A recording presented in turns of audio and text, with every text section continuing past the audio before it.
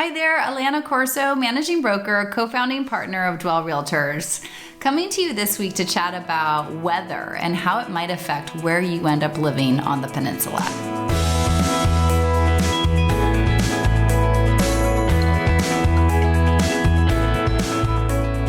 I think a lot of people assume that all over California kind of has the same weather and that it's all amazing. And yes, we do have an amazing climate here in California, and especially here in the Bay Area, and even better here on the mid-peninsula. However, I think it's important for people to understand the microclimates along the mid-peninsula because it may affect your choice of where you want to live if weather is a super important factor to you. A lot of the buyers I work with are not California or Bay Area natives and have relocated here at some point for their careers and end up, somewhere along the mid-peninsula and kind of want to figure out where the best place is for them to live for a variety of reasons. But weather is usually pretty high up on people's lists. And so, there's always the funny quote about San Francisco from John Steinbeck, the coldest winter I ever spent was a summer in San Francisco. And that San Francisco summer fog, can be rather depressing to people. And a reason why a lot of people, they could live in San Francisco for many, many years. They're like, I just have to get out of that fog. And they end up making a move down to the peninsula where the weather can be a little bit nicer. But here's the catch. So the microclimates along the peninsula are affected by just the sheer fact that we are a peninsula. So a peninsula, by definition, is a piece of land that is, surrounded on three sides by water. So we have the Pacific Ocean to the west, we have the San Francisco Bay, and San Francisco goes north and east, and you have, with that water and wind, it affects our climate significantly in different areas. When you are looking at the mid-peninsula, there can be a really big temperature difference when you're going from, say, places like in the northern peninsula and Burlingame and San Mateo compared to what the climate is down in Menlo Park or Palo Alto all in the same day. So my husband worked in Burlingame for almost 20 years, and when I moved to the Bay Area, we first lived in Menlo Park and then moved to San Carlos in 2002.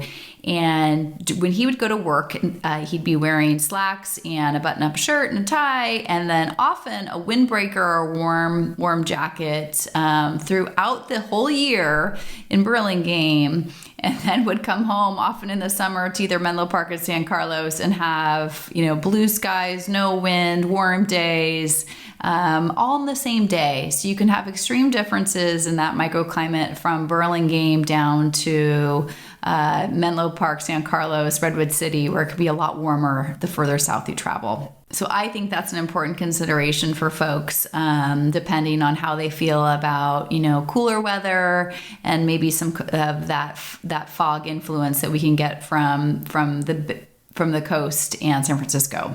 Another factor to take into consideration for the microclimates is wind. And the whole peninsula can get wind up and down no matter where you're at. But there are certain areas that are more prone to it. So along the bay and kind of right next to the water in kind of the Redwood Shores, Foster City area, you can get some pretty significant wind. And then along our ridges, whether it's up along the Santa Cruz Mountains or Pulgas Ridge, when you're up in the hill communities of kind of the hills of Hillsborough, San Mateo, Belmont, San Carlos, Redwood, in Redwood City would be Emerald Hills, kind of up along there, you can get some pretty big wind gusts, especially in the late afternoon, that some people don't take into consideration when they're, looking to move to the hilly areas. And if you hate wind, that's something you should definitely take into consideration. It's just part of our climate. It's not horrible. Once in a while, you have a really bad windy day, but it's just something that if you hate wind, you probably shouldn't live in the hills. So the next component of weather that you have to kind of factor in the microclimates of the mid-peninsula is precipitation. And let's be honest, we don't have tons of precipitation here in the Bay Area. We get a fair amount, but we're definitely not Seattle. It's raining sideways! So where you're going to get more rainfall is typically up along in the North Bay, which doesn't affect us, or in the Santa Cruz Mountains, which might affect if you're up in kind of La Honda or the hills of Woodside or even upper Portola Valley.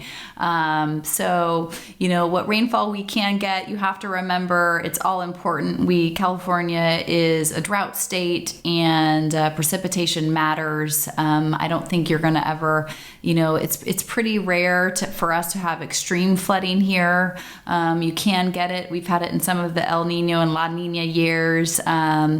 But it's nothing, still is reason why the California is considered to have some of the best climate in the world with that nice Mediterranean sunshine. An interesting fact, Redwood City has touted itself, climate best by government test, and there's some interesting history about whether that was actually true, and that, was any government testing done to, prove that it was the best climate. I tend to agree that the weather along the peninsula is pretty darn fabulous, and I think that Redwood City can use their motto to keep on touting that it's climate test by government test. Anyways, hope this gave you a little bit of an overview of some of the microclimates, things to be paying attention to when you're considering different areas along the mid-peninsula and choosing your home and where you want to end up making your community be. If you have any questions, if you need any other information, reach out to me at any time.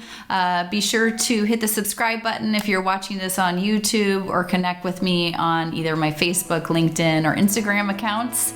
I look forward to seeing you next week. Thank you so much.